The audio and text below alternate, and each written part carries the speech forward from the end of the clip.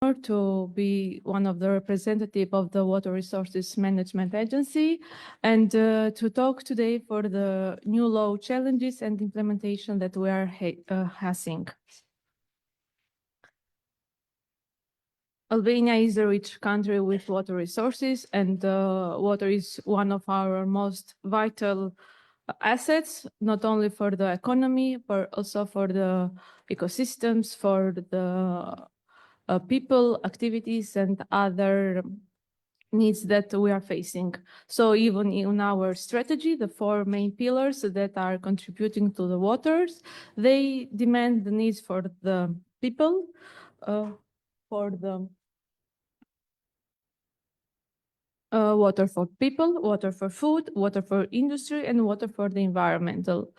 Today, the needs that we are facing, and from the perspective of the World Water Day, we can say that water in Albania is rich in quantity, but there are a lot of challenges for the management of these resources. And as the professor explained, even in the case of the glacial lake, there are some glacial lake, but not too much efforts in managing these areas, even though they have a beautiful landscape and are very important for the tourism.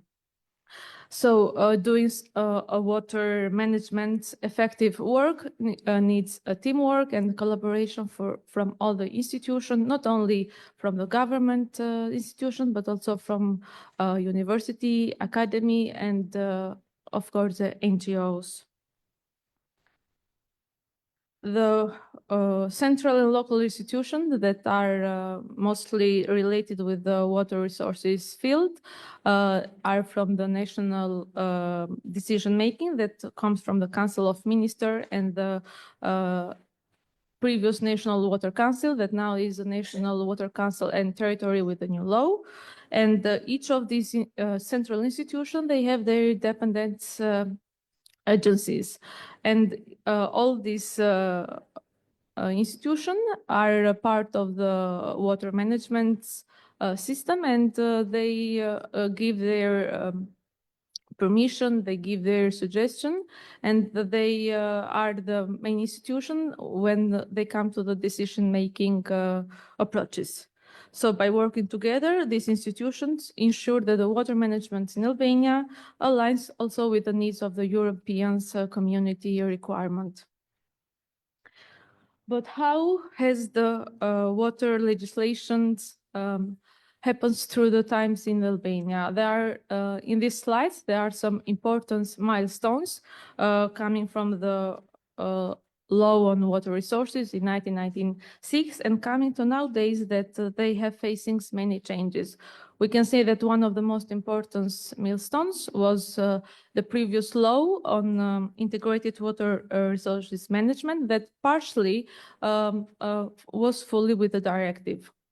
With the support of the previous project, we can say that the new law adopted last year is fully transposed with the directive and everything that the directives requires. So we are going ahead in with the new support from EU delegation with the new project EU for Rivers, and we are hoping that the next years we are going to complete with the bylaws that the new law is requiring, with the drafting of all river basin management plans for all the basin, also to have great improvement also for the water monitorings and capacities in force for the local institution. But for a little small, what is the water sector? Water sector is a dynamic approach when nothing is less important than the other thing. And AMBU stands as an important institution, not only in the beginning when we asking for the permission of water abstraction, but also even through all the process for the water abstraction, for the treatment, for the storage, all the distribution, and then coming back to the rivers. So this is the importance of knowing that everything we take goes back to the nature. So what we're going to permit in the first cycle is going again like a discharge at the end. So we have to be very carefully what are we going to discharge later in our water resources. These slides, I wanted not to make very complicated, but the law sometimes is complicated and very difficult for others to understand. So I was, as an engineer, I was trying to make it a schematic of the law and to say what are the needs that this new law requires, not only to the AMBU as an agency that has the right to implement the directive, but also other institutions. So by starting since the beginning, let me hear. Okay, by starting since the new law is adopted, we have very few months to work with the bylaws, and these bylaws requires all the guidelines that are needed to go further in the steps that the law requires. By having the analysis of the characteristic and assessment of both water bodies, surface and groundwater, by having elements that the river basins declare. So we have to have this all information in our bylaws then to succeed and work ahead. Also, very important for me, and I see that the third component of the project is working, are all the bylaws that are needed for the assessments and analysis of groundwater, for the technical specification, for the conduct and the monitoring of quantitative and chemical for groundwater, the quality standard, the procedures and the methodology, and all these requirements. I can say that now we are in the phase of consulting these bylaws, and hopefully by the end of the year, these bylaws should be in the heads of institution to consult and later to come in decision making by approving them. But this scheme is very complicated in the sense that you can see that there are periods when you have to make the right steps to follow by the law. And as we can see, there are a roadmap with years that Albania needs to fulfill, not by going to the European Union, but by doing this, because sometimes we are saying that this is all for the integration, but this is not only for the integration. The main reason is for the protecting our water resources. And water is not something that we are going to take with us, but it's something that we have to let for the future generation. So the new law has, in my sense, two main documents by implementation: the river basin management plans and the flood risk management plans. So by having the river basin management plans in this part and the flood risk management plans, we can see that there are some time periods that we have to go in parallel with drafting both plans. So it's not too much with at the end, but for example, after 8 years, we have to have all the status of monitoring program established and working in our country, in reason that we can go further with drafting the second cycle and the third cycle for both river basin management plans and for the flood risk management plan. So having this monitoring by the next 6 years, it's very, I don't want to say it's very far, but for me it's very close in nowadays. So the crucial step is to take some important steps to establish this monitoring. But how can we do this? Another law that has recently approved was a law on the strategy of the protection of marine environmental. Sometimes we see rivers alone and marine ecosystem alone, but at the end the rivers go to the sea. So it's something really related. And as we can see, even from this law, we have a lot of obligation.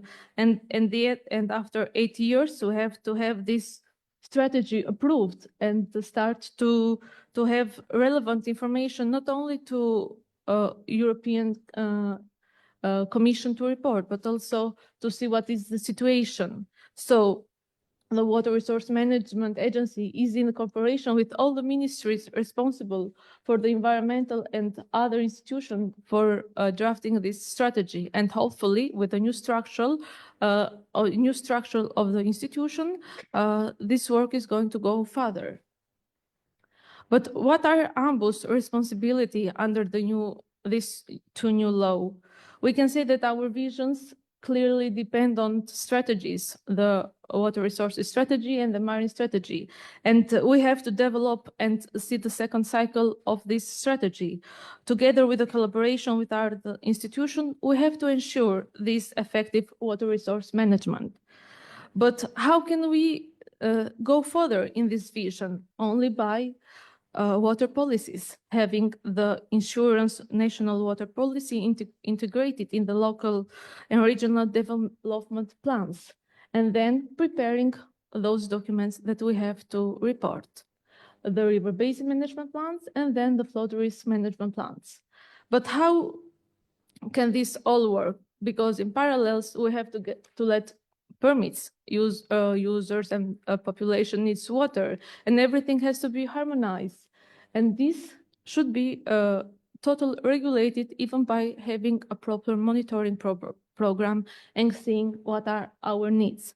So it's a very dynamic system, and ABU can't do this alone, because there are a lot of challenges. Yesterday was very interesting listening also that climate change has to be taken in consideration. Our glacial lakes are reflecting these challenges, but also in our water resources, we are seeing in the last years there are a lot of challenges. Also, there is a lot of lack of financial and human resources. Our institutions depends on our work. So if there is going to be no staff, who is going to work in this approach? Also, another important step is the pollution and degradation. And without monitoring, we cannot make a clear assessment of what is going on in our resources. In the end, but not least important, I see that it's very first thing to do is this international cooperation. And like I said, and I can say that from the previous experience, AMBO has just started doing this work. We had our previous interinstitutional groups, and now we are applying the same methodology with having 3 other institutional groups and leading this process together with other institutions. So these challenges are going to be reflected in the new structure of the agency. So we are going to need a broader aspect of seeing not only that this agency is like a government institution, but we have to see the needs that are coming to the new sectors. It's not going to be only engineering and natural science sector. It's going to be a highly dimension. Maybe we need more expertise in some environmental economics, or maybe in some more digitalized areas like geoscience and other information, to be sure that, because water management is not something that we can do by papers, but it's something that we have to do in field and in collaboration. And AMBU see this as a good opportunity to invite universities to maybe receive their curricula and see what they can add in their daily work, something about the requirement that water directives wants. I see this as a very important steps, because we cannot depend only on knowing our national legislation, but our students need to have a broader view, seeing what the Europeans legislation need, and to have this information when they are going to go in daily work in institution or in other organization.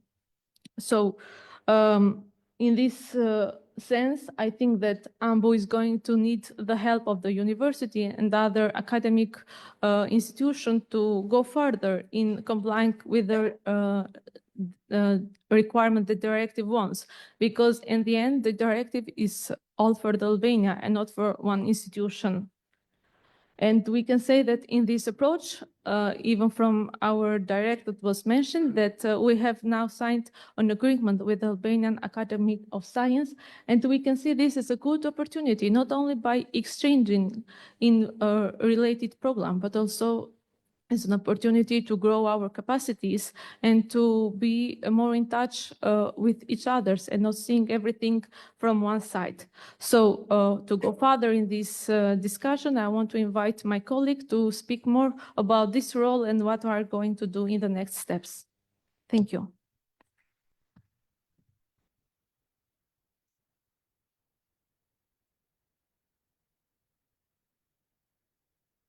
Of course, yeah.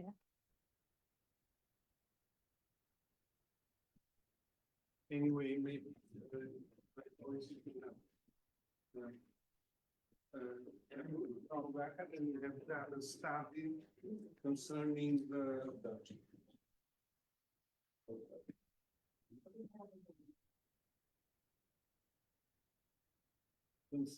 problems in the water sector. And what we have observed is that in Albania, not only in the water sector, but in the other sectors, is a lack of data, reliable data. Reliable data that could be produced only, I think, by collaborating with the universities or scientific institutions. Speaking, everybody in politics, in different institutions speaks about the involvement of the universities and the scientific community. But as a matter of fact, we see that really they are not really involved in producing data, on doing studies, different studies that normally a bureaucrat never could do. And for that reason, my question is, do you have thought about how to increase the collaboration between the scientific communities, universities, to make it useful for the challenges that is facing Albania in water sector or other sectors, to go out of the words and so on. Thank you for the question. I don't want to go into many details because my colleague is going to go further in this discussion, but I can say that in this new interinstitutional group that we have for monitoring, also university are invited as a representative, and they have their voice in doing everything. Also, from the previous project, we know that the Faculty of National Science was part of one project that was in close collaboration with us, and we were both in their activities. So I see this as a start of doing some work and taken maybe as a new example for other university to apply in other projects or to see other mechanism how to be incorporated. But from our side, we can say that we have done such effort and we are willing to do much more effort to bring university in our daily work and in our documents that we are going to be produced. But for more information, my colleague is going to go in more further detail. Thank you. Also, Professor, this is highlighted and emphasized several times in the new law on water resources. So this is a deal which we want to work more in this way during this process, let's say.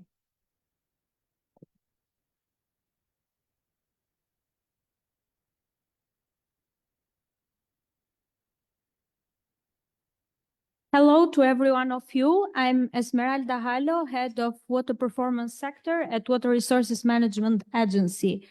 For me, it's a big pleasure to be part of this activity at the Academy of Sciences for several times, but this time representing Water Resources Management Agency. Today, I will give for you an overview of the role of young professionals in the water sector. And of course, the focus will be in the crucial steps or elements of all of this process related with these sectors, like monitoring, research, and of course, collaboration between scientific and governmental institutions, but also needs to highlight the role of universities. Based on the first part of the presentation, which my colleague already mentioned, It is very clear that the new law on water resources, but not only, also the law on marine environmental protection strategy needs a lot of challenges and works. And of course, based on this, we can say that the engagement and of course inclusion of young professionals, especially from specialized fields, is essential. In this meaning, AMBU during this period of time has provided and of course continuously recruited employees, especially from excellence program with our general director already mentioned, initially for a 1-year period, with many of them then later being part at fully time at AMBU. As well as during this time, AMBU has provided, let's say, other programs, internship opportunities or training opportunities through, let's say, national employment practices, but other trainings, and also has supported students that have been part of AMBU during let's say, different programs or trainings in developing their master's or bachelor thesis, as well as helping them grow professionally and personally. But there are not only the challenges and the needs related with the implementation of the new law on water resources, but this law emphasized that AMBU has new functions based on the implementation of the requirements of all EU directives that this law transposes. And based on this, AMBU is preparing a new structure that will align with fully requirements of this new law on water resources. So in this moment, we need to say that it is very important to open new opportunities during new study programs in these fields, but in different levels. For example, bachelor's programs, master programs, and also developing PhD thesis in this sector or in the general, let's say, integrated management issues. For example, the Faculty of Natural Science launched 2 years ago a bachelor's program related with natural and environmental sciences, if I'm not wrong. But it is not only in the sense of study programs. Also integrating water resources management issues into university curricula is another point in this sector, and also providing new internships and trainings opportunities. Which means, of course, that AMBU have to be engaged in this, pushing this, not only in the relation with implementation of the new law, but in general in all this sector or process that it going to happen. For this reason, for sure, these opportunities must be accompanied with the interest and, of course, engagement of these young professionals. But what's next? The next steps include setting up a monitoring border between governmental and scientific institutions, of course, focusing in involving scientific research in, of course, both levels, national and international levels, and using the results of this research in developing our policies and strategies related with water resources, but also with the sector in general. And we come to a specific point, which is monitoring, which I can call, let's say, a challenge itself. And in the general meaning, monitoring is a crucial element of the management cycle and also a key part of the new law on water resources, but also the law on marine environmental protection strategy, because even these waters, like marine water, sea in general, needs its own monitoring network.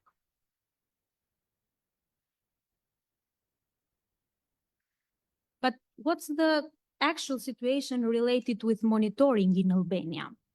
Together with, or in a close collaboration with EU for Rivers project, as well as the technician cooperation of the BOKU team, we have evaluated the situation related with the monitoring in Albania. And based on this, I can say that we all know that the main monitoring institutions are NIA, AJS, Institute of Public Health, as well as Institute of Geosciences.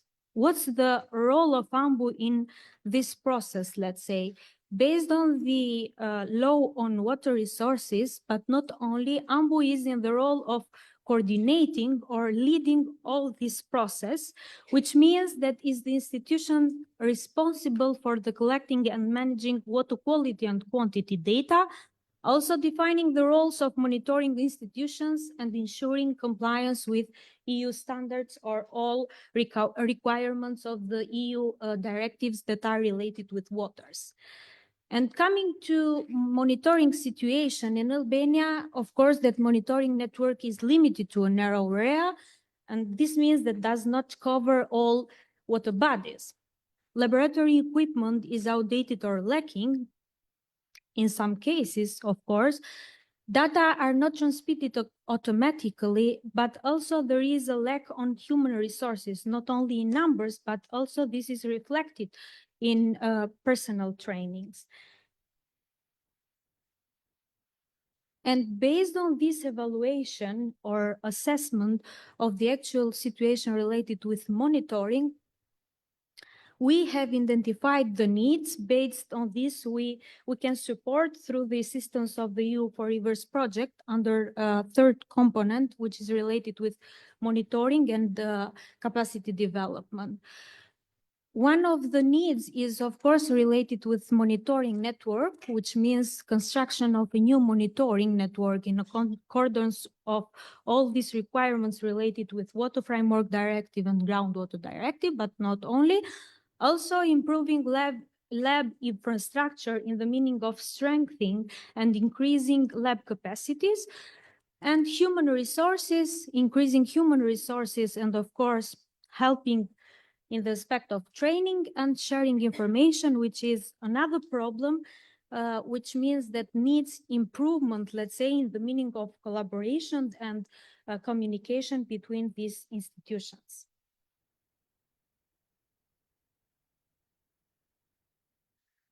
This is a scheme that shows the main institutions and their roles in the process of monitoring, but not only in the process of monitoring, in the identification of pressures, data analysis and evaluation, preparation of the program of measures, and their implementation. We can see that here are listed the main responsible monitoring institutions together with universities. And based on the identification of pressures, data analysis and evaluation, we can determine the status of water bodies, which is a big point or a part of river basin management plans. And based on this, AMBU together with stakeholders, but also other institutions that are engaged through different working groups, let's say, prepare the program of measures. And of course, these measures are specified and addressed to specific institutions for their implementation. This is a scheme that I want to emphasize again, shows the role of AMBU in coordinating all these processes together.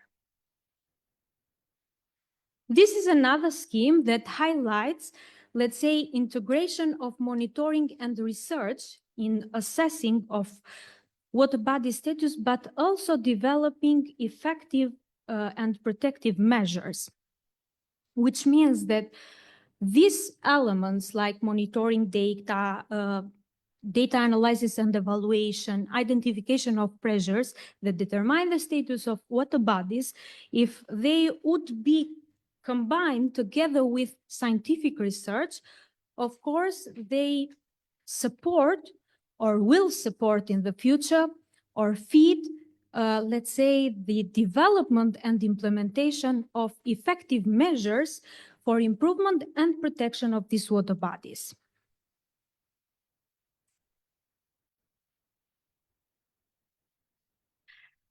But we talked a lot about research, and it's real that research is a crucial part of all this process in integration with all water resources management issues.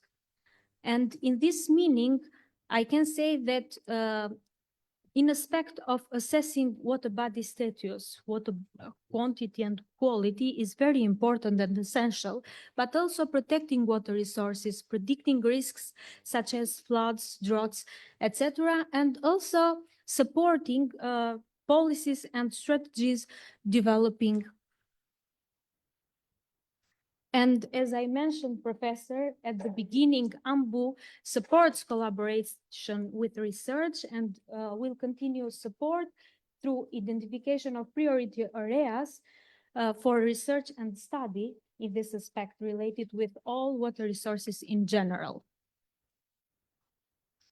And in the end, I have called collaboration between AMBU and universities a strategic partnership, which is and should be till the now and the future, of course.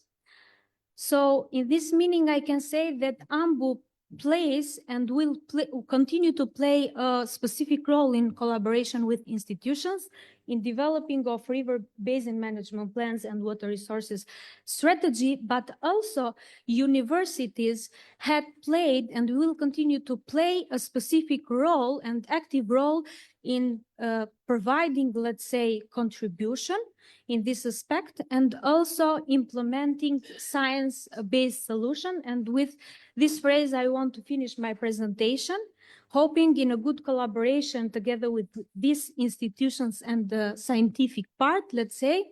And thank you for being here and thank you for your attention.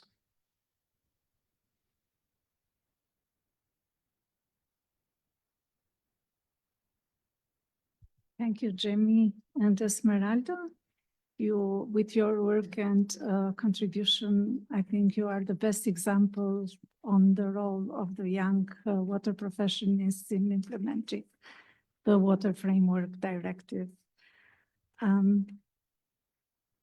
For the next presentation, I am pleased to introduce Professor Ifigenia Kagalu, professor at the Department of Civil Engineering, Democritus University of Thrace, Greece. And she will sharing the Greek experience in implementing Water Framework Directive and the role of science in this process. Welcome, Professor. Good morning, everybody. I have to say that it's a great pleasure and a great honor to be here. And of course, I thank you very much, the organizers, for having us here and for the invitation. I'm here, we are here. I'm here from, as a colleague from Greece, from Democritus University of Thrace, but with my colleague, Professor Maria Lazaridou. Most of you, you've met her yesterday.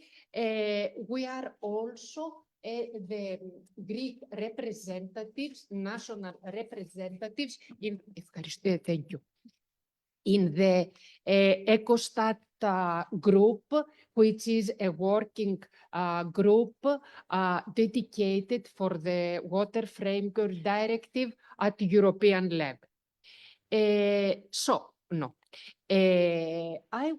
I'm going through this topic, how to bridge the gap, and if there is a need to bridge the gap between science and policy, generally on EU water governance, and of course we are very much interested, all of us, for the implementation of the Water Framework Directive.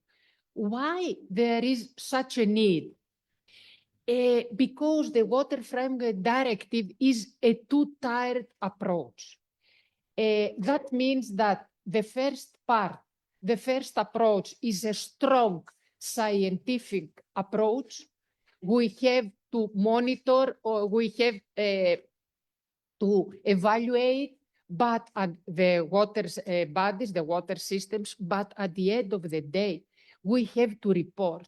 At the end of the day, we have to set up reliable river basin management plans, and further, we have to set up cost-effective program of measures. So there is another one very strong administrative part.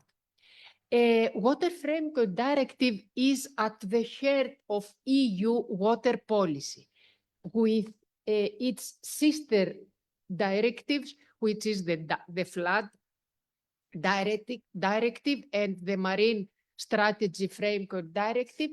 It has also about 10 and more daughter directives. So ABU people have a lot of work to do in the next years, and all the institutions, the Albanian institutions.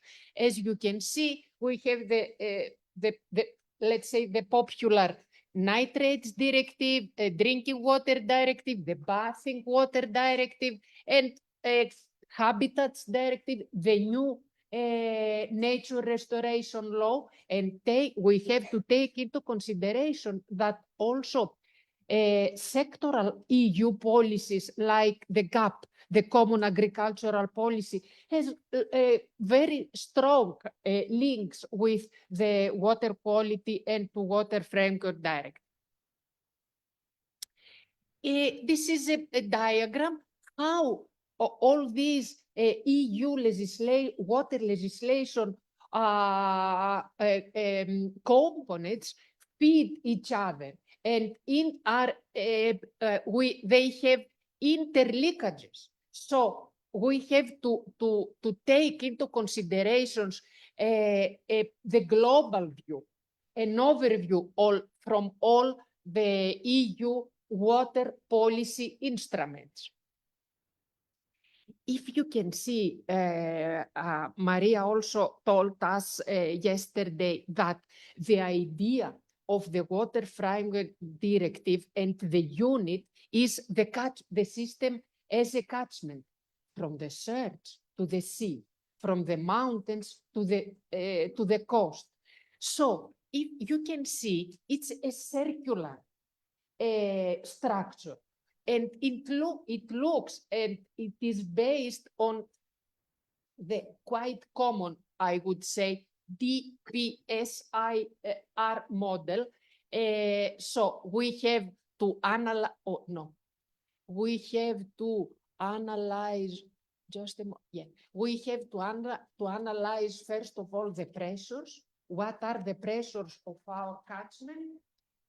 Mostly the anthropogenic drivers, the human pressures, and then how those drivers, they create a state, and we have to evaluate the current state. This is a scientific job, I'll show you later.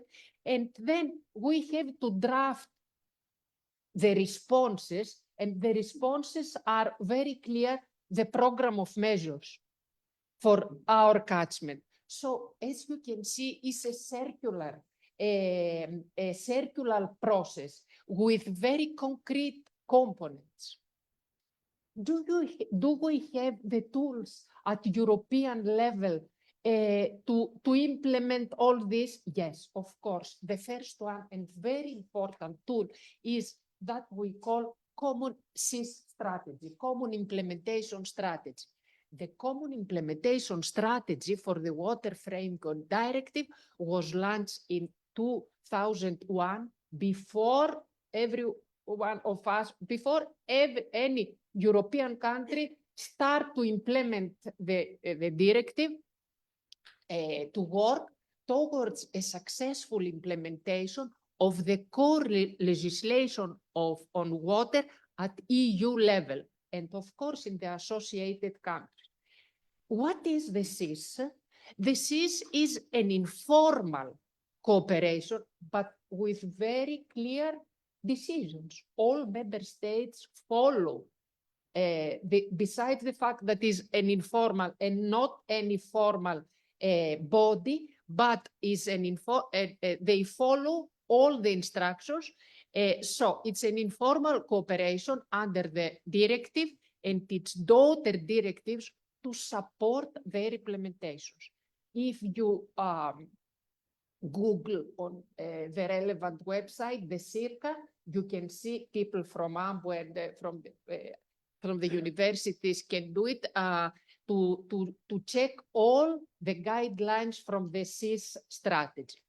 The strategy gathers also representatives from member states. Usually those representatives are more or less with a political role, okay?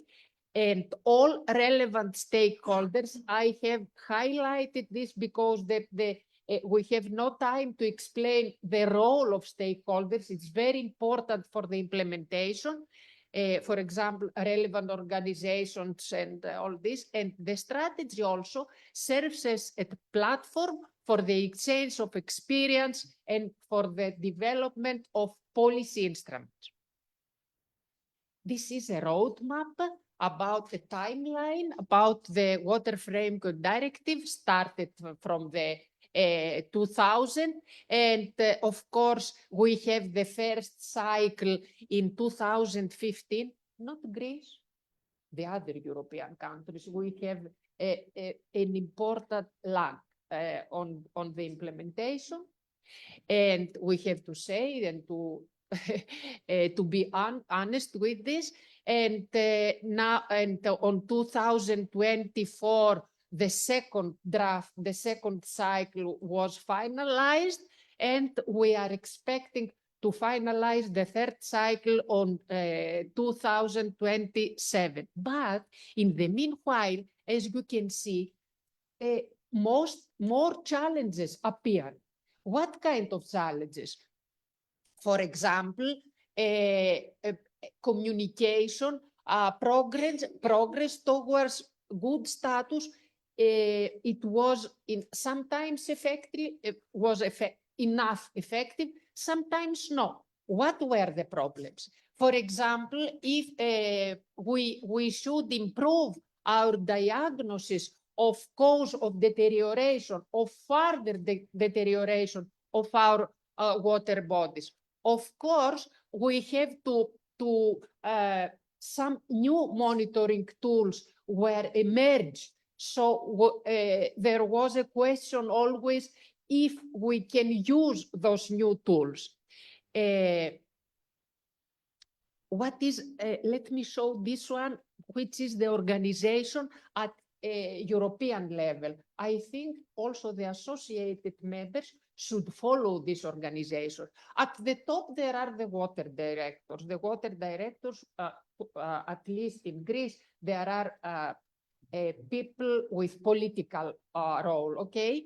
Then the water directors are fed by the strategic group members, which are the head of the divisions, of the water divisions, of the head of ministries, and so on. And all these, the strategic group and the water directors are fed by various working groups. Working groups are composed by experts from all member states. One of these working groups, as I told you, is you can see the working group ecological status, the relevant for the ecological status. You can see that there are working groups on groundwater, on economics, on floods, on droughts, on chemical, and on water uses. The groups, they have regular meetings twice a year. So the people from in these groups, they handle all data, they evaluate data, they evaluate the water status, either the chemical, either the ecological status, and they feed the strategic coordinator group and finally the water directors of each country. In Greece, we have the Hellenic Parliament with all these 300 people sitting around, and we have the National Water Committee, the National Water Council as advisory boards. And then the ministry in charge is the Ministry of Environment. I'm going very quickly in this. We have in Greece, we have water districts, the subdivisions of Greece, okay? The government, the General Directorate of Water of Hellenic Ministry of Environment and Energy, and then we have the decentralized administrations, 7, and 13 regions with competent authorities, because water, as the people, the previous speakers told us, water is not only the ecological status evaluation, it's water for irrigation, water for energy, water for the ecosystem, all the nexus, the WEF nexus, the water, energy, and food nexus. So, and this is an overview of our water districts, and this is the state. This is the idea of the Water Framework Directive: surface water and the groundwater. At the top, surface water, rivers, lakes, transitional and coastal water. We have to evaluate ecological status or ecological potential for those. I don't want to go through details. Ecological potential for the heavily modified water body. And what are the indicators? The indicators should be biological quality elements, phytoplankton, phytobenthos, Professor, benthic invertebrates, fish and macrophytes. Of course, for the chemical, the supporting physicochemical elements, and of course, hydromorphologic elements. And the second arrow is to chemical status with priority substances. And of course, for groundwater, we are very much interested about the quantity, the water quantity, and the of the water balance. So we have the 5-class classification system: high, good, moderate, poor, and bad. And of course, we have at the end the overall stats. Here is an overview of the data. Look how many data we need to evaluate, to draft a river basin management plan for one catchment. You can see the needs. The needs are translating, all the needs are translating to objectives. We have a need for adequate, for example, quality and quantity for all relevant units. Our objectives is to protect and enhance the status of our water bodies, to have good surface chemical status, to manage flood risk. All those are our needs. And the needs then we have, if we set up our objectives, then we have to assess all this. How we can assess? We have to assess with the monitor and to evaluate all this. And then we have the outcome. What are our outcomes for the Water Framework Directive? The river basin management plans and the program of measures. Our government should pay for these river basin management plans and should pay for the program of measures. Otherwise, we have no an upgrade on our ecological status. Otherwise, why we are going to do all this? And for example, for the flood directive, we have to map. Greece now is in the third cycle also for the flood directive, the risk maps, and also the flood risk management plans. And then, of course, do we have any, as I said to you previously, do we have any external factors in these all procedures? Yes, we have now the climate change. We have the extended droughts, the frequency in Greece. also maybe you know the flash flood effects on the cities. Of course, other sectorial policies as agriculture or energy or transport, etc. This is a question made by a distinguished colleague from German, Professor Hering, who posed this question: the big data. The big data, it's a big deal or a big mess? And Europeans have solved this problem because there is the VICE. The VICE is a huge database.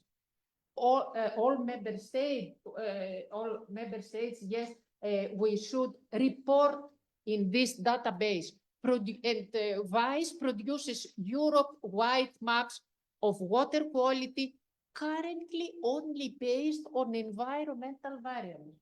We send them, but in order to send them, we have to set up each member state its own database compatible with VICE.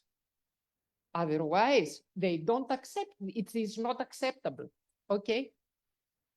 Last years, there is also, hopefully, European Environmental Agency is also considering producing ecology-based VICE maps with, you can see in their documents, the current status across Europe. Actions recommended by European community, and of course there was also in Greece a big debate about the role of scientific community, the role of institutions, and the role of administrative, and the role of private sector, I would say. In yellow highlights the need of a scientific, not of one, of the scientific actor is the correct one. So this is a copy-paste for for recommendations made to Greece on 2015. As I told you, we were a weak issue, a black sheep in that period. So what they said to us, Hellas, Greece, to support and reinforce as far as possible regional water directorates with appropriate resources and staff for this one. To provide information on how the binding nature of the directive environmental objective is articulated in the legislation. This is very important. To carry out an assessment on the effectiveness of the participation process. I told you earlier that the stakeholders meeting is a very important, the public consultation is a very important step, and it should be from the beginning, not at the end. Okay, we have a solution and I serve to the stakeholders. It is not a discussion. With yellow, L, to ensure that the definition of significant pressures, the first box that I showed you, the significant pressures is harmonized on the basis of clear criteria and methodologies. This is a clear scientific job. L, to develop the river basin management, a transparent methodology to extrapolate status for water bodies, not monitor ecologically. This is a clear scientific task. And all pressures, okay, are covered for biological assessment systems, include all BQEs, biological quality elements, and in monitoring, and to develop criteria or report the assessment per water body for significant physical alterations, adverse effects, also a scientific task. So the scientific community of Albania, of each member, has a lot of work to do also. Some key conclusions. Also, I have highlight some for scientific actors. Okay, so key conclusions. This is for the meeting last year from the water directors. Strengthening coordinations mechanism across levels. This is with the initiative from this project I also highlighted yesterday. It's very crucial. It's very crucial for strengthening coordination across member states. Synergies in implementation of directive and the sister directives, decision make in areas as nutrients and pesticides. So there is a scientific task here and also economic analysis. I think we heard about maybe we need, maybe you need a strong economic expert group for evaluate not only the program of measures, but all the steps.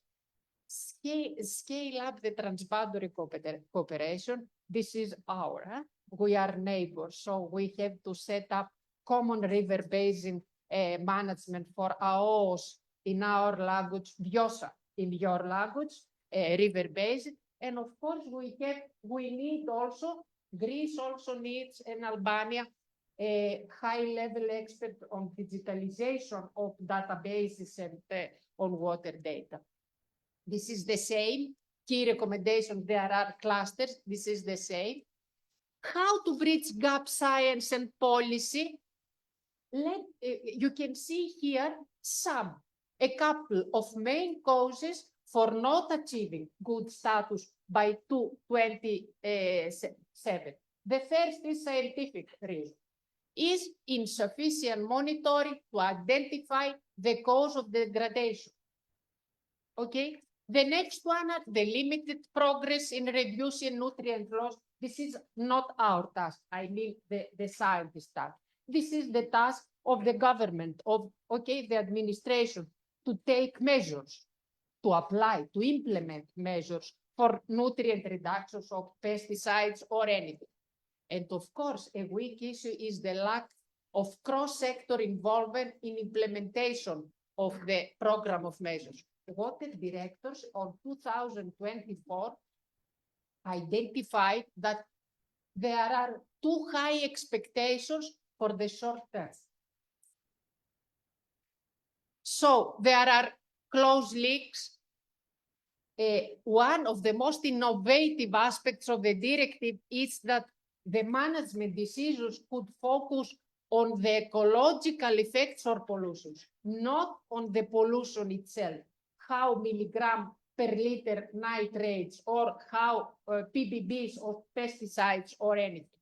So there is the challenge to translate data on biotic communities effects. This is a clear scientific issue, and also need for a transparent consultancy process. And I have in the presentation some very useful links for this.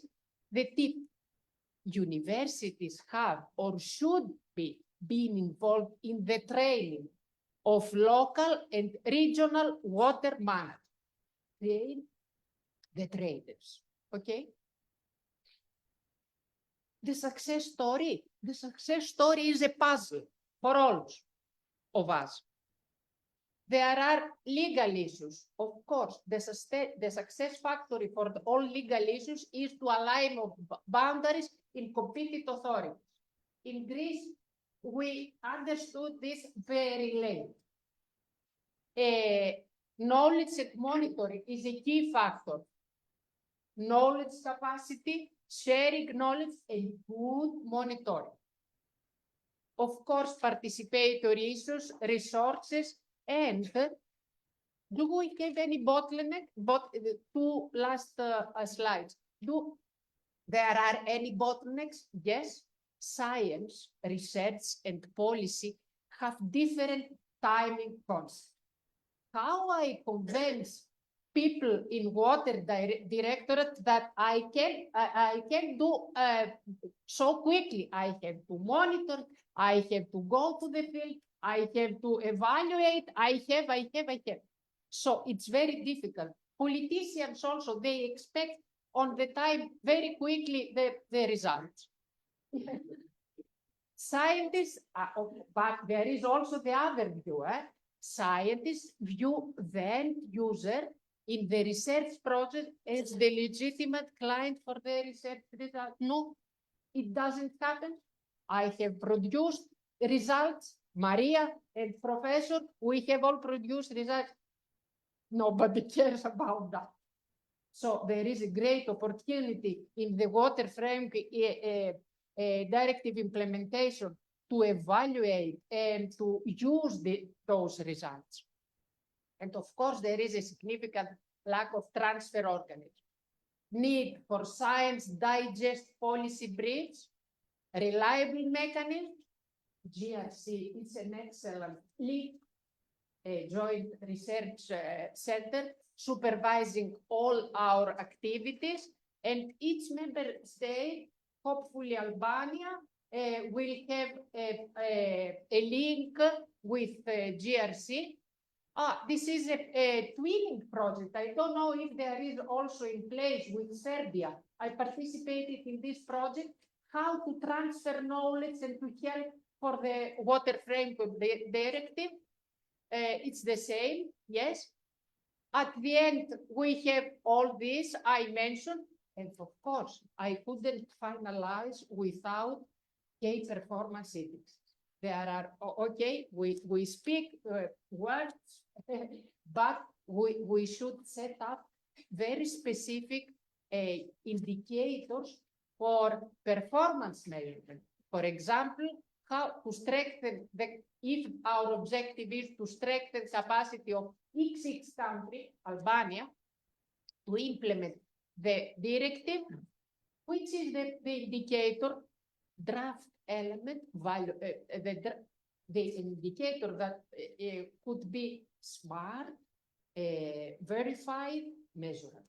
The draft elements of the river basin management plan. What are the sources of our verification? Project reports, WISE database, and all this. And of course, under the assumptions that institution staff actively participate, and all data should be available for anybody, especially for the competent authorities. Thank you very much and good luck.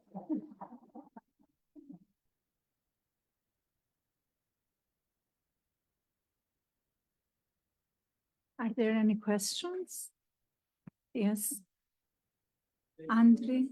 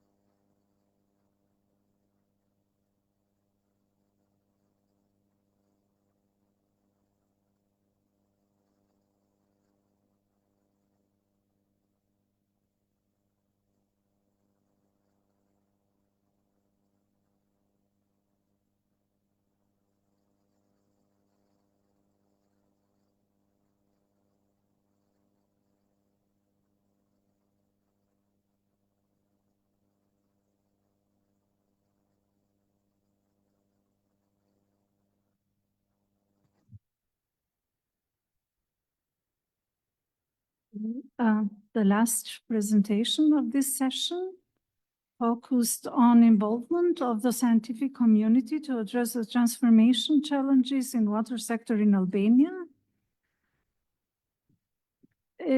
Will be delivered by Professor Rosa Alabashi, the co-founder of the Water Resources Unit of the Academy of Science. Rosa is playing the key roles in fostering collaboration between scientific institutions and policymakers in water sector in Albania, while also fostering the strong collaboration between scientific institutions in Albania and Austria. The floor is yours. Yeah, thank you, Valbona.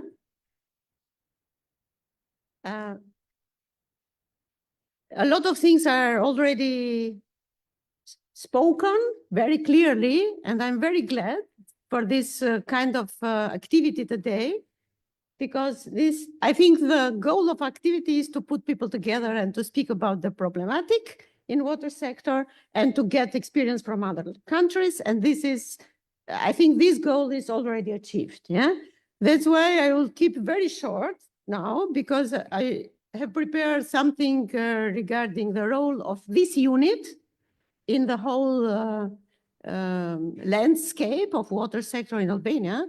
But I will keep really very short, because I would like to leave more time for the next point, which is very crucial for us and more important. And what is this? This is the interactive communication with you. And especially we'd like to have the feedback from the auditorium now and from young scientists, but not only, for everyone, in order to see how is your perspective, where are the problems, which things are hindering this communication and this collaboration, in order we have the possibility to change something. Well, this is the goal. As I said, I will go very quickly. The unit is already established 2 years before. For people who doesn't know this, we have a vision. Our vision is exactly what is said today, yeah? To put together people from science and all the players from water sector, because we know the problematic of not communicating properly. We have some goals, but this is a picture I prepared for the last meeting in order to visualize our vision. We all together have the same vision, the sustainable water management in Albania. This is the vision of all of us, and we have to work together on that. The situation today is a little bit, not so really ideal, but we have to work about that. We have a lot of challenges in the water sector. I know we have the climate change. I will do it very quickly because this is really something which is known to everybody. Yeah? We have the urbanization. We know this is Tirana, picture of Tirana. This is not Tirana, but it's very similar if you travel from Tirana to the outside. And we have the human impact on water quality. This is our water. This is our life, our drinking water. This is our impact in this drinking water. This is everything we use. These are the cosmetics and everything we use in our daily life, which influencing the quality of water. This is the industry, of course. And this is a picture from Ishmi River. This is our impact in the nature. I don't want to say anything because everything is clear. And the answer from our point of view, from the Academy of Science, is that we have to strengthen this science policy interface. Yeah? We have to work together because no one of this, in this whole problematic can solve problems alone. And this is our goal. And on the other hand, it's clear that one discipline alone, like chemistry or biology or whatever, cannot solve problems. We need interdisciplinary research. And this is also one of our goals at this unit, at this Academy of Science to put scientists together and to enable them this interdisciplinary research. Yeah, this is the situation in Albania. On the left, I have tried to put some projects already have run or running in Albania regarding the strengthening capacity at institutions. On the right, you see a lot of projects which are dealing with the research. And the question is how to put this thing together. And this is what we want to do. There are a lot of efforts in Albania. I have to say that the situation, it's improving every day. I can remember 2 years before, as we come up with this initiative, it was not the understanding present about this collaboration of scientists and institutions. But I think, and I'm feeling this today, at least the understanding is here. The institutions are aware that they cannot proceed without the science. And I hope the scientists are also aware about their role in the whole, because we are working for our country. We are not working as scientists now. We are not working from any institution in Albania, but we are working for our country, for our water, for the next generations. We are working that our children are not obliged to go abroad anymore. Yeah, this is, I think, the message that I would like to give. Yeah, I will not speak about EU4 rivers. We have heard a lot about that. And Boku is involved in the whole, but this is also not the topic. And these are some points, what we can do. We see us as a bridge between the two poles, yeah, the research and the institutions. We can support the science. No, this is why should science take the leading role? And so I think a lot of things are already spoken. What we can do for you, you can see here. We can do a lot for the scientists. We have the mission to enforce the scientific research in this country, to enforce the interdisciplinary work, to enforce the young researcher to be involved, not only to be involved, but also to take the lead for the next generation. And also we can support the stakeholders in a lot of things. And yeah, I don't want to say a lot of things. We have a lot of activities planned. The most important maybe for you to know is we are planning the next conference end of May together with colleagues in Kosovo, which is this year focused on integrated water management for sustainable tourism development. We know without having good water quality and good sustainable management in water, you cannot have a sustainable tourism. This is the topic of the next conference, and the call will come next week. This is also an invitation for everyone to be involved. Yeah, this is all we have here. You have some contact points. You cannot see every email address here, but this is again one appeal to everyone to participate in this group, to be active, to change things in the water sector in Albania.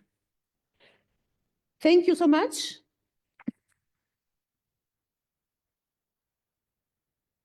Now, I think the next session, the next session will be interactive. Yeah?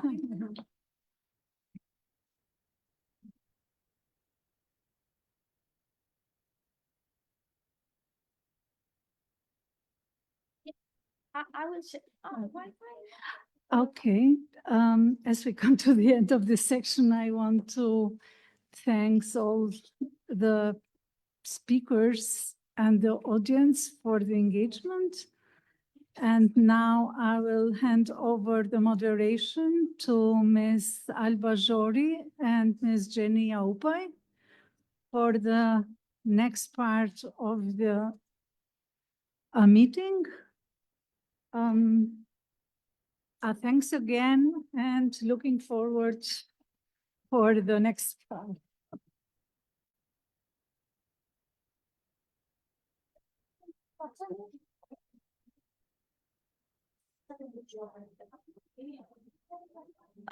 Do you need the password for the Wi-Fi? The Wi-Fi password is A uppercase, A lowercase, and six twos.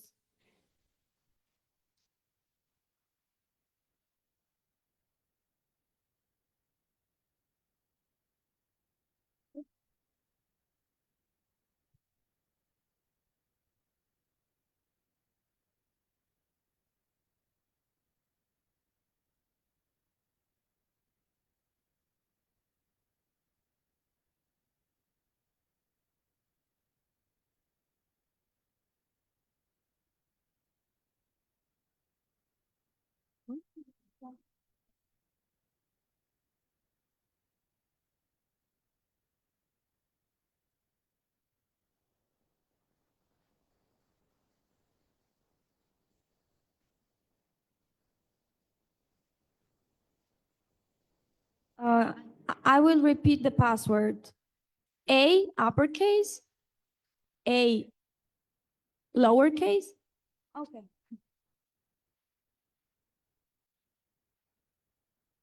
Uh,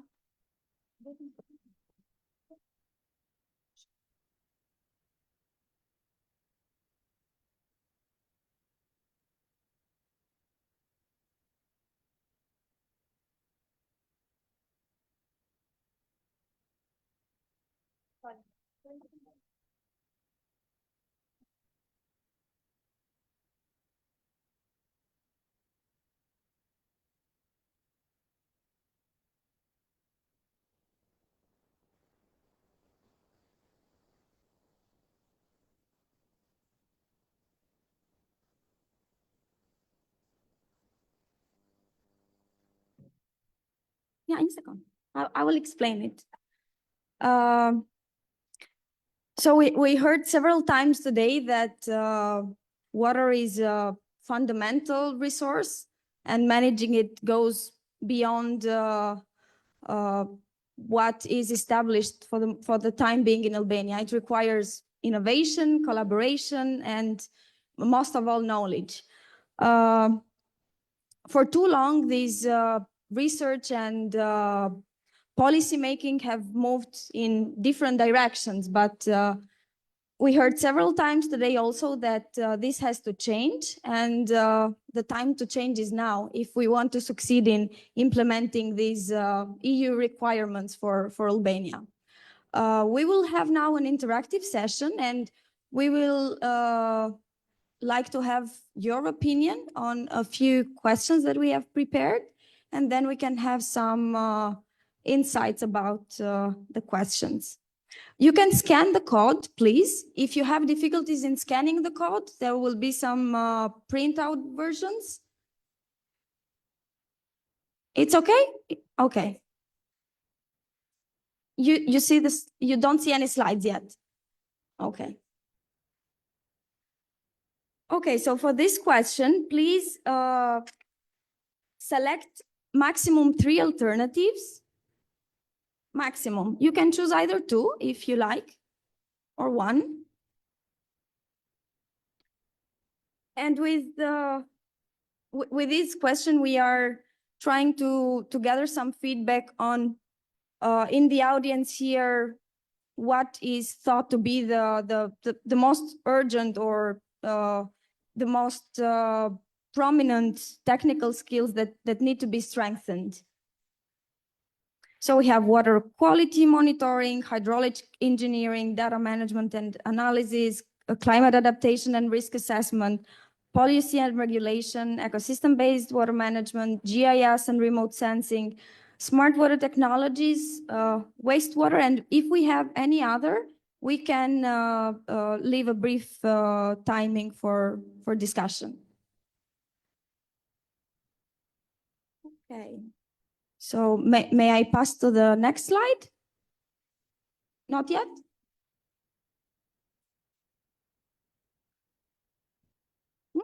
Still changing, yes.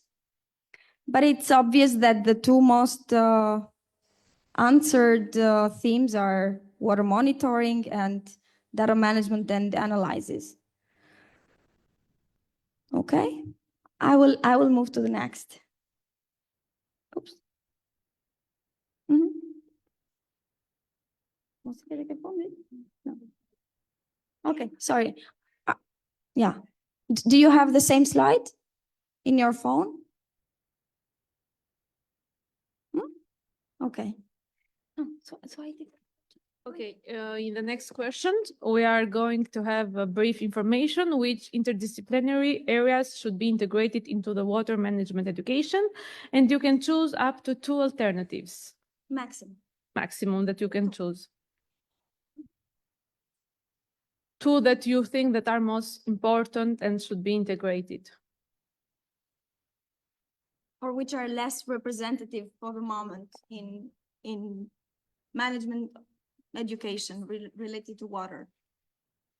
As we can see, the environmental science and the data science and hydroinformatics, they are competing each other. Okay, let's see who will win.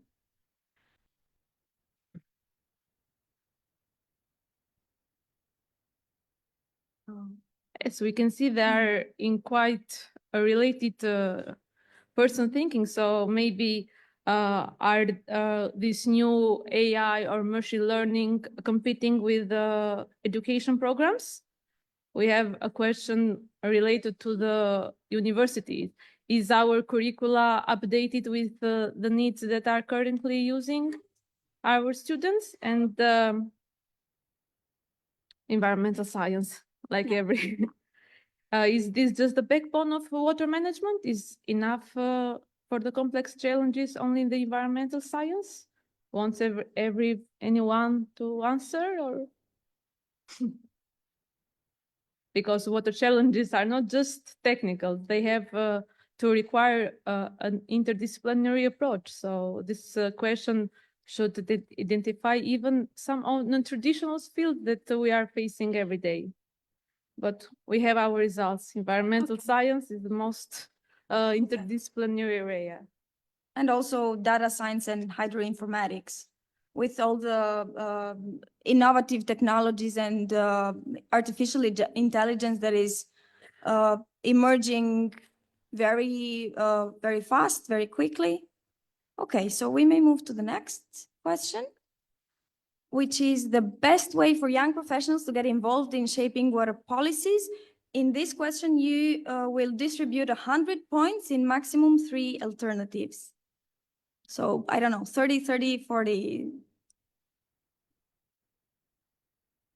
Okay, so we have selected what we think it's most important. Still here we have an alternative, which is other topics, which we might not considered.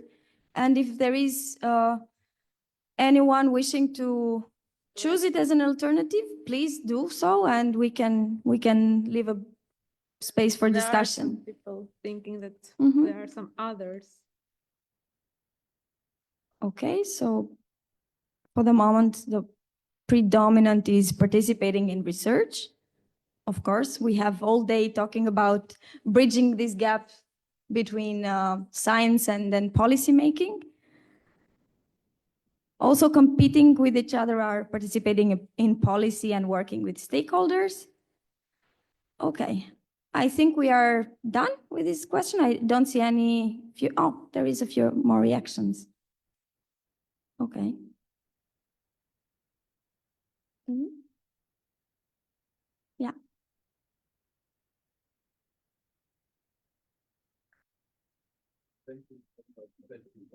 Yeah.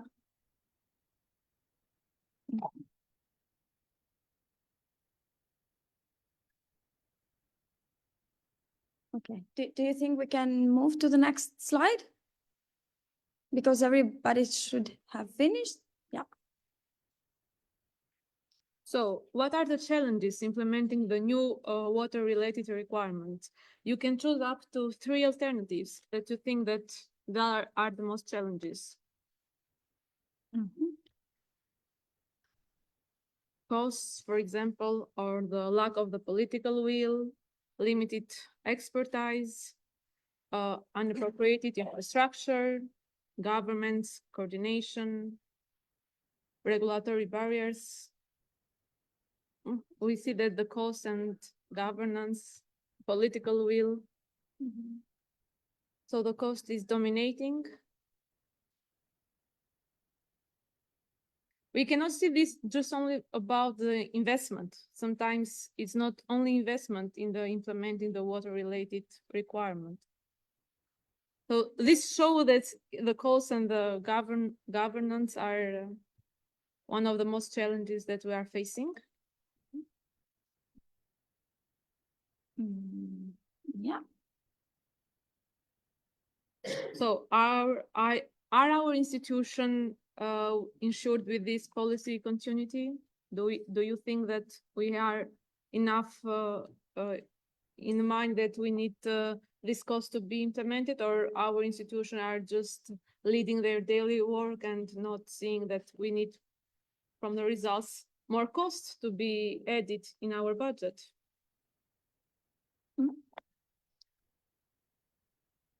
Okay, so we have similar results for high initial costs, lack of political will and support, but these might change, especially with the situation recently that Albania intends to join the EU quickly.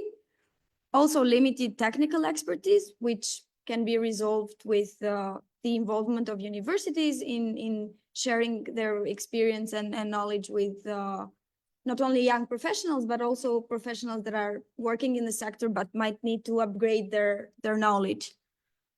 And also fragmented governance and coordination.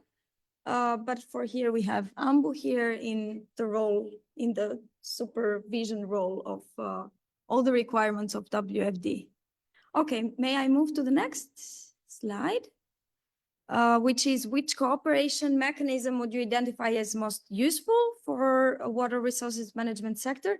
And here, please rank from the most priority theme to the less priority theme.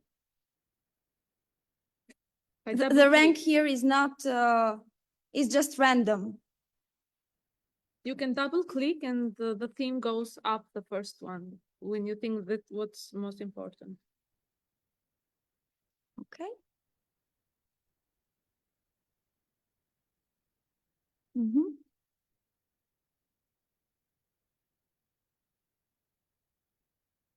Okay, so it's obvious that we have a lot of researchers here as the, okay, now it's changed. You have to rank all of them from the first priority to the fifth priority. So for the moment, establishing working groups and cross-sector partnerships look to predominant. They are having a real battle, the first and the second.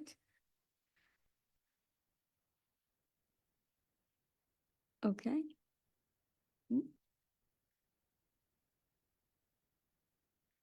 Okay, one more minute and we can go to the next slide.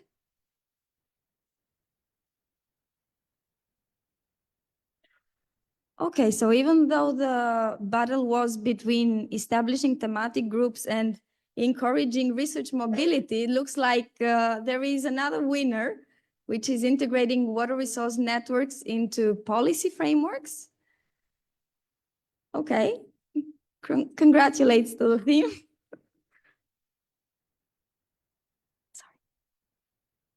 Okay, so this is the last. This is the last, and which of these areas is linked to your scientific contribution? You can choose three alternatives, which you think that are more related. You can choose either one only or both of them. 9th of them.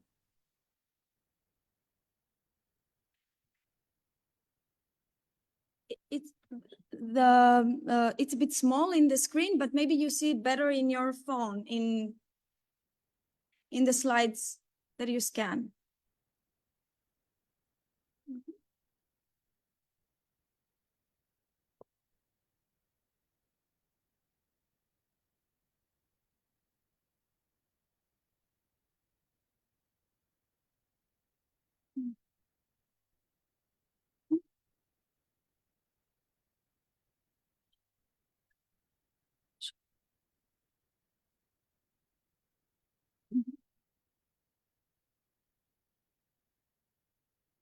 As we can see, the water frame direct assessments are more related to your areas.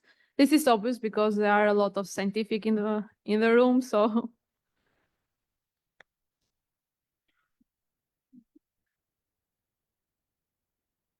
do you think this assessment of water bodies is enough? Because sometimes, in my opinions, I see even the data management and public communication very important because we do research, but where we can put this data and how can other institution or the public see this data?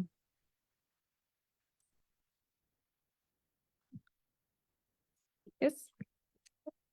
Regarding this question, I have to add a small notice.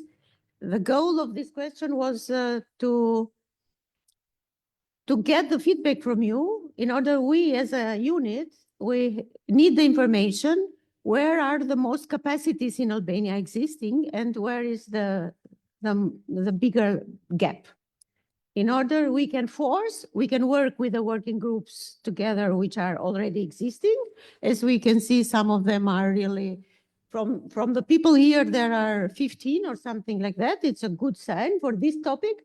But the other information that we get, that we have some topics where we have to push a little bit more because they're at least so important as the other. That means this is the goal of this. And this is one step in our work for the future now, to build these groups and to force a little bit the cooperation between them, and in cooperation with AMBU and the institutions to define some priority topics where this group can work on together with you. Thank you.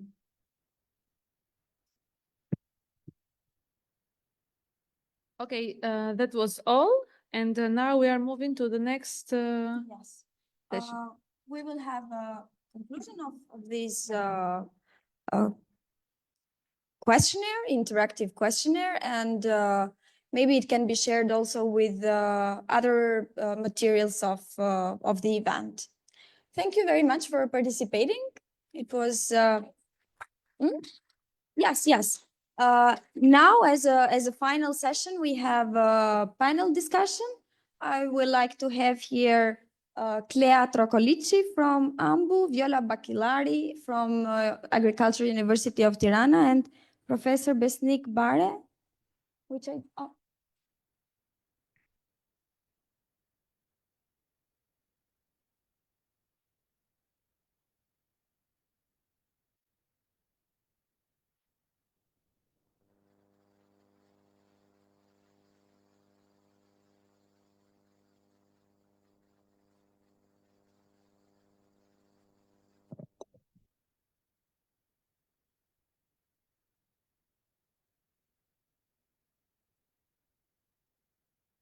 Oh, hello again in this final session. We are not really very fine with the time schedule that we initially thought, but it's, yeah, we can manage in maybe less than 15 minutes, we see.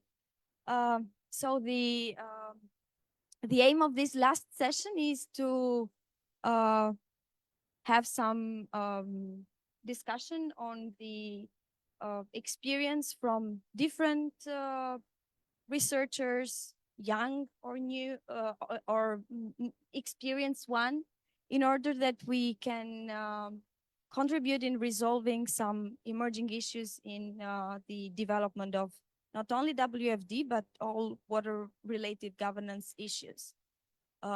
Maybe also linked with the marine. We are a bit later in the implementation of the marine strategy, so we focus initially on the inland waters. So I have here Clea Trocolici, which is the newest member of Water Resources Management Agency team. We had also yesterday her in the workshop discussion on the guidelines for monitoring. Would you like to present yourself? And I can make a few questions. Yeah. Sure. Hello, everyone. I'm Clea Trocolici, the newest member as Alba said. My background is biologist. So I have finished a bachelor in biology and chemistry and master of science in environmental protection at University of Elbasan Alexander Giovanni.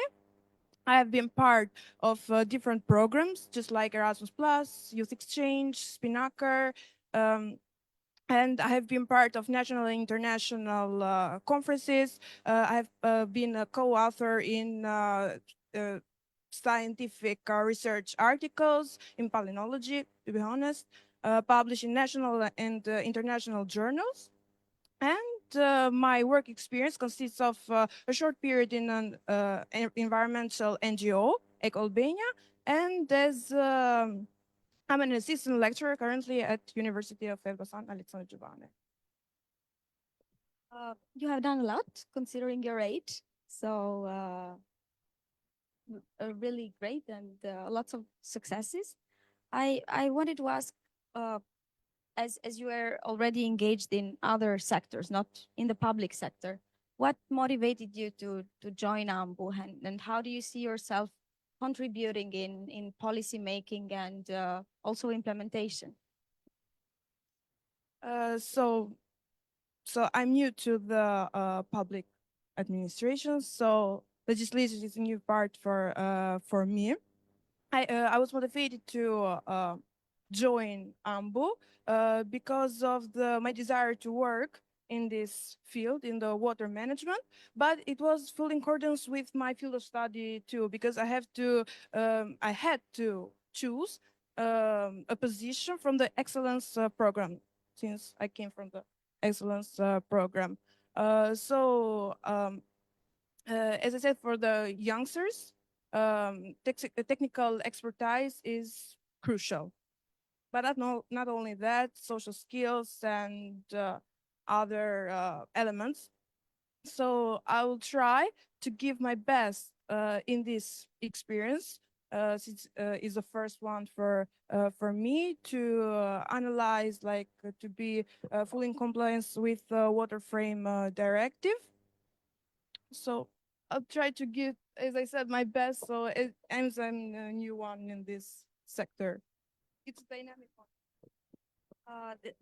It's several years actually that AMBU is implementing this program as other institutions in the public sector. Yes, all the government. Yes, yes. And I know that many people have been involved through this program. Apart this, how would you see AMBU creating more opportunities or making itself more visible to the young generation or to people that maybe don't know yet that such institution exists and that they can offer their contribution in working in the sector? To be honest, it's already made so most of the people know about AMBU. It's one of the most important institutions nowadays, since the environmental problems are getting more intense than they were before. So AMBU will give access to trainings, to engagement of the youngsters in policy making. They are the new ambassadors of for the future to implement this water frame directive. So as we're saying that the EU is the future for us, so water frame directive is the future for the institutions that work on water management. So not only access to trainings and this, but also networking with other people within and beyond the institution, which is really important because networking will allow us to share information, updates that are periodically or everyday things. Yeah. So everyone has to know what's going on, not only in Albania, but this is the principle for all the countries. So. Thank you, Claire, very much. And it's very inspiring and encouraging in the same time to hear passion from a young professional. And yeah, if anyone has any question for Claire. Okay. I can go to the next panelist. Moving forward, we have here Viola Bacilari. She's a PhD student at the Agriculture University of Tirana. Maybe you want to say a few more things that I know about you.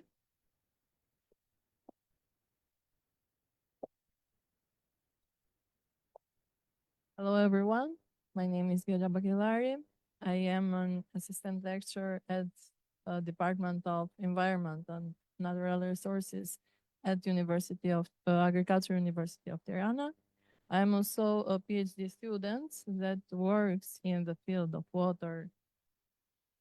And for me, it's pleasure to be here in this panel today. Thank you for your invitation. And it's a pleasure as a young scientistic. As you mentioned that your PhD research is somehow linked with the water sector.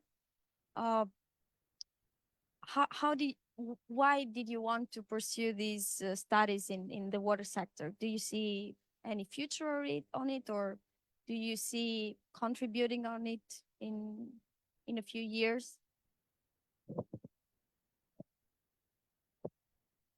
I started my academic career in the field of environmental issue with the university degree of chemistry.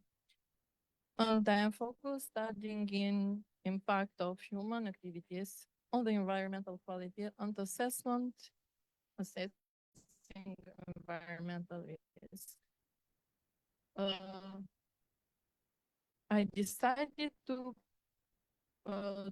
choose a PhD in water sector because water is essential for life. Albania is rich in water. The main challenge is the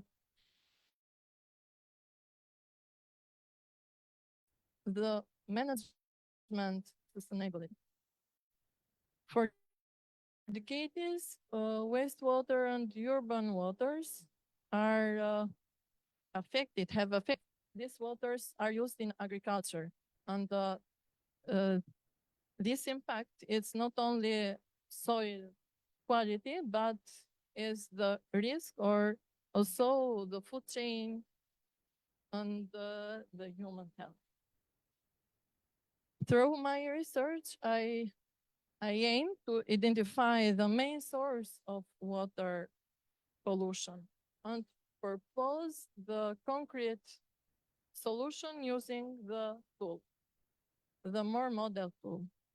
MORE model is the tool currently used in European countries like Austria and Germany, and is as an effective tool for identifying the pollution, for quantifying the pollution, and assessing water quality in real time.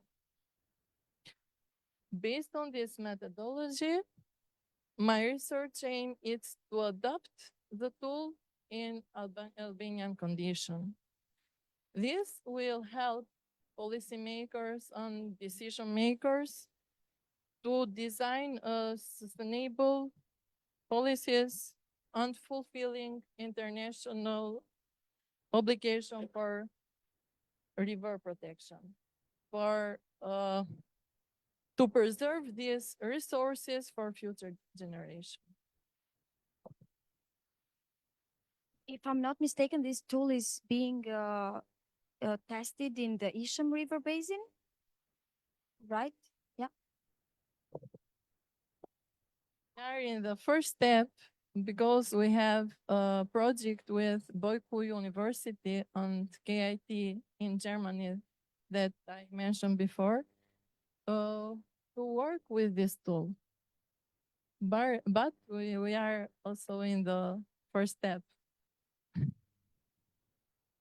in the first steps, maybe, but it's a very concrete step. And as you mentioned, you will try to identify the source of pollution, and this can be very beneficial for institutions like AMBU, especially having a management plan for Isham River, as you know, one of the most polluted streams of water in Europe, right? Okay, thank you, Viola, very much. I wish you all the success in the PhD studies, and I hope you can contribute in the future in the water governance sector. And we hope to have you here, not leaving Albania.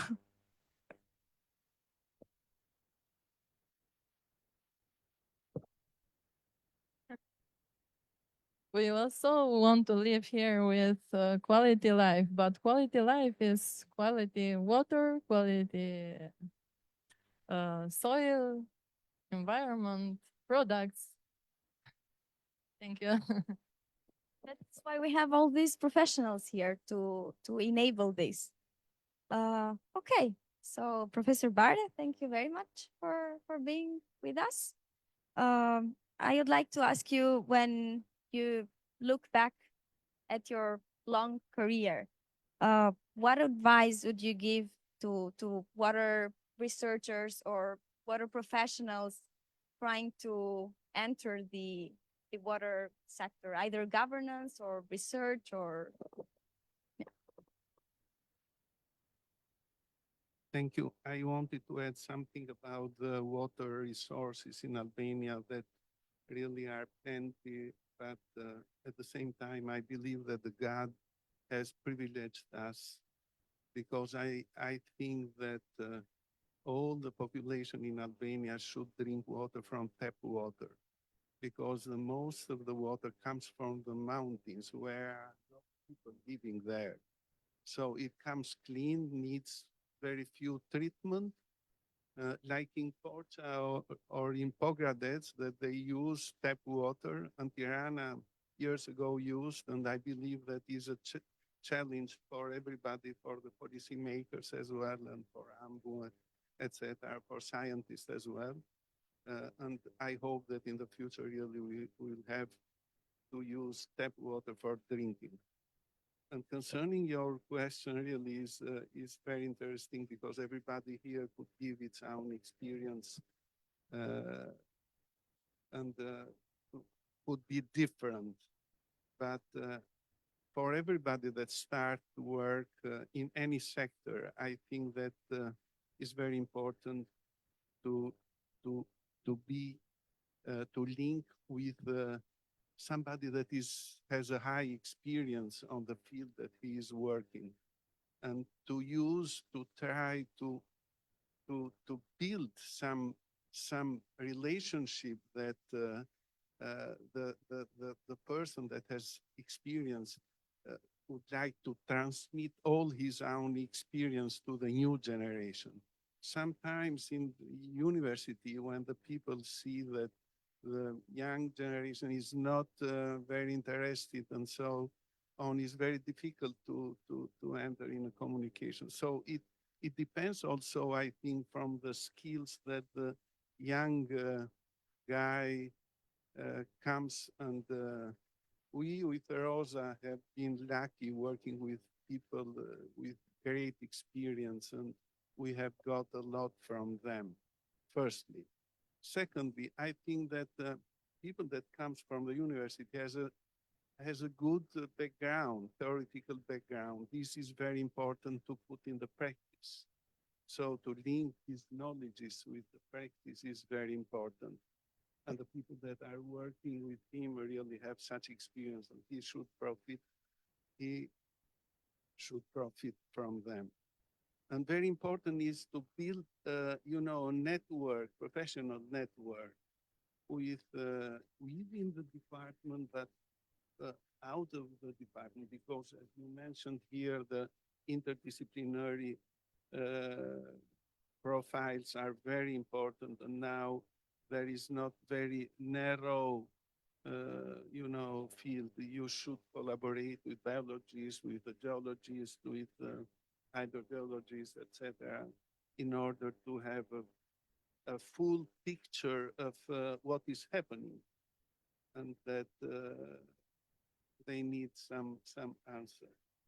Or there, I think that better is to ask the young generation when they comes what they need and what they feel that is lacking with working in a new environment. This also could help to have a right. As you correctly mentioned, this interdisciplinary knowledge is especially important when we come to the implementation of the Water Framework Directive, because the processes that are going on are very complex. And even though, of course, there is need for specialists of all kind, you have to have some background information on all the other disciplines.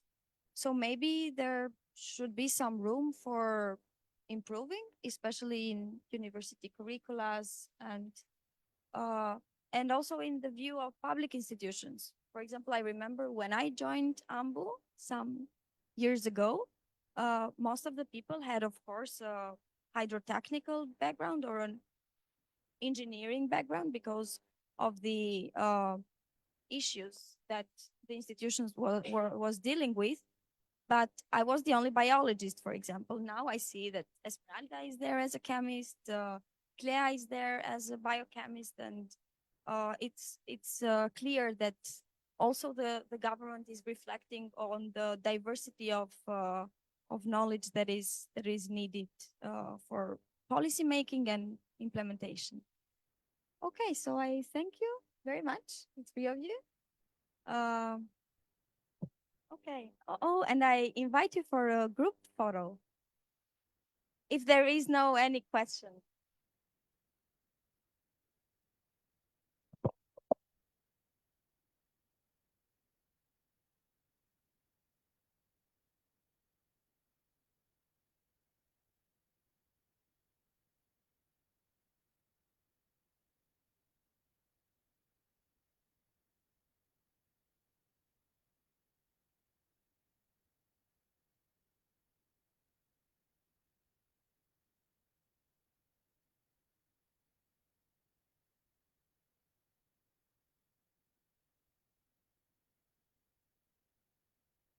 Bye.